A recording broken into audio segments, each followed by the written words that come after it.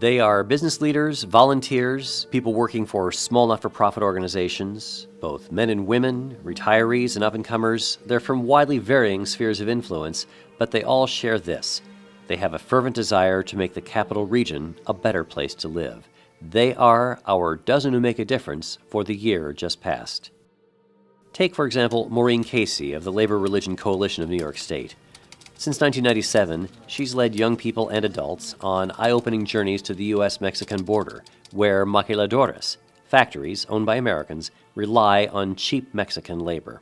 Another thing that I hear from our kids all the time is, wow, I thought, going to school was a pain. Here, I learned that school is a privilege, and I won't take it for granted anymore. And I think those are valuable things to learn, whether you're 16 or 60. Also reaching young people, John Kelly. When he retired in 2000 as president of Albany Broadcasting, Kelly decided to use his skills and influence on behalf of the next generation of broadcasters. So he has upgraded the radio station at Siena College and launched the electronic journalism curriculum there. People will be reading, they'll be watching, and they'll be listening, but to what, we don't know. So we're going to prepare the youngsters of today to meet those goals tomorrow. Then there's David Bucco, a builder of our community. As the COO of the Gillespie Group, Bucco built a new movie theater in downtown Schenectady, and he was a major player in raising $30 million to renovate Proctor's. Now he's remaking the city center complex, which will yield hundreds of jobs. It's pretty vibrant, and this is still the first step. You go down the street, there's more retail. We're looking at tearing down the corner on Center City and doing retail. Again, it's the next step in creation of a 24-hour city. Carlos Caraballo is a volunteer. When he retired from the Coast Guard, Caraballo moved to Schenectady, where he became a leading voice for the Hispanic community. He counsels inmates at the county jail, he helps run the city's Hispanic Cultural Affairs Office, and he's the force behind the annual Hispanic Heritage Month celebration. We've been doing voter registration, getting the people to know who their politicians are.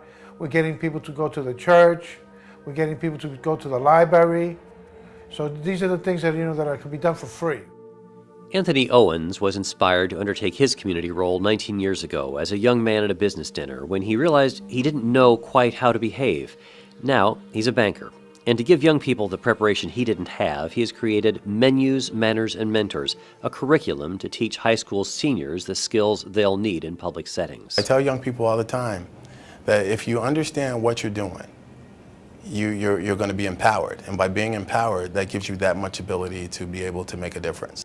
And no list of people who make a difference in our community would be complete without Dr. Alice Green, Executive Director of the Center for Law and Justice in Albany, which she founded 23 years ago. She is the ever-present voice demanding justice and fairness for all. We hope that what we do will help people take control and get the opportunities and the resources and all the goods and services that everybody else has in our society. In all, our dozen who make a difference are committed to building this place we call home. At our Capitaland Quarterly breakfast, we invited several more of them to sit down and discuss the issues around the topic of building community in challenging times.